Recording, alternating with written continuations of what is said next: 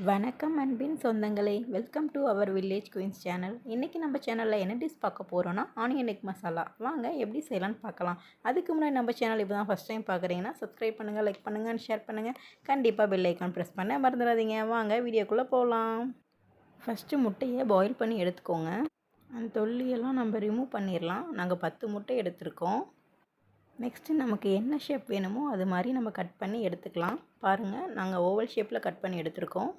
அடுத்து தேவையான பொருள் எண்ணெய், கடுகு, கடலைப்பருப்பு, உளுந்து, தூளுப்பு, வெங்காயம், கொத்தமல்லி, வேக வைத்த முட்டை, அண்டு கருவேப்பிலை, கரம் மசால், சிக்கன் மசால், மிளகாய் பொடி, மிளகுத்தூள், இஞ்சி பூண்டு. வாங்க எப்படி செய்யலான்னு பார்க்கலாம். இப்போது கடாய் சூடானதும் நாம் அது கூட ஆயில் ஆட் பண்ணுறோம். உங்கள் தேவைக்கேற்ப ஆயில் ஆட் பண்ணிக்கலாம். இப்போ ஆயில் சூடாயிருச்சு. கடுகு போடலாம். அடுத்து உளுத்தம்பருப்பு, அது கூடவே கடலைப்பருப்பு. கடுகு நல்லா பொரிஞ்சு வரணும், இந்த மாதிரி பொரியணும். அடுத்து நம்ம ஒரு கைப்பிடி அளவு கருவேப்பிலை ஆட் பண்ண போகிறோம். அடுத்தது ஸ்லைஸாக கட் பண்ண 3 பெரிய வெங்காயம், இது கூடவே நம்ம சேர்த்துக்கலாம்.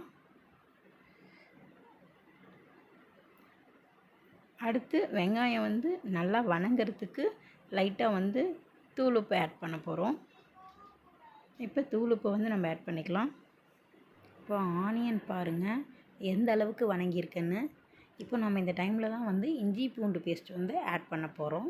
இப்போ 2 டேபிள் ஸ்பூன் இஞ்சி பூண்டு பேஸ்ட்டு ஆட் பண்ணியிருக்கோம். அது போட்டால் தான் நமக்கு ஃப்ளேவர் நல்லா எடுத்து கொடுக்கும். இப்போ அதை நல்லா கலக்கிக்கலாம்.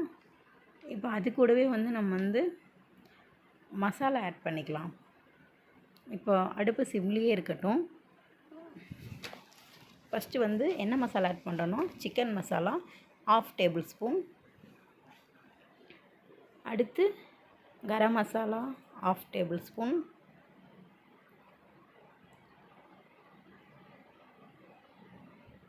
நெக்ஸ்ட்டு வரமிளகாய் தூள் 1/4 டேபிள் ஸ்பூன்.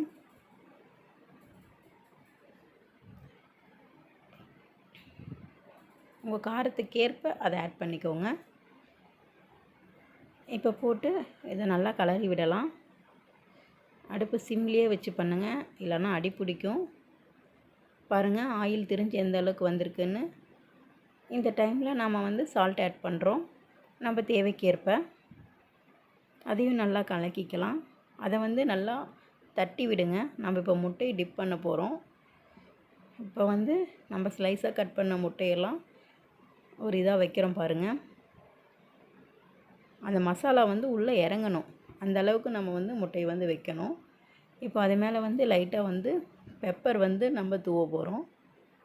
பெப்பர் பார்த்திங்கன்னா நமக்கு டேஸ்ட் நல்லா அல்டிமேட்டாக கொடுக்கறதுக்காக பெப்பர் ஆட் பண்ணியிருக்கோம்.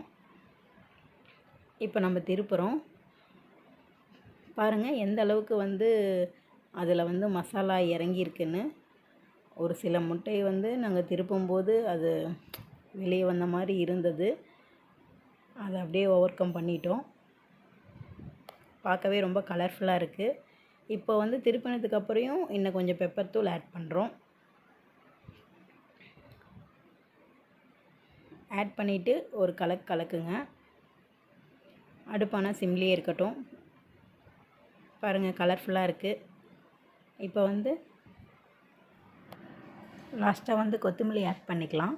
இது நம்மளோட ஃப்ளேவருக்காக ஆட் பண்ணுறோம்.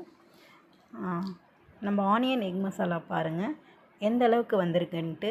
நீங்களும் இதை ட்ரை பண்ணி பார்த்துட்டு எப்படி இருந்துச்சுன்னு கமெண்டில் சொல்லுங்கள். கண்டிப்பாக லைக் பண்ணுங்கள், ஷேர் பண்ணுங்கள், சப்ஸ்கிரைப் பண்ணுங்கள். அப்போ தான் நாங்கள் போடுற வீடியோஸ் உங்களுக்கு உடனுக்குடனே வரும். தேங்க்ஸ் ஃபார் வாட்சிங் சொந்தங்களே.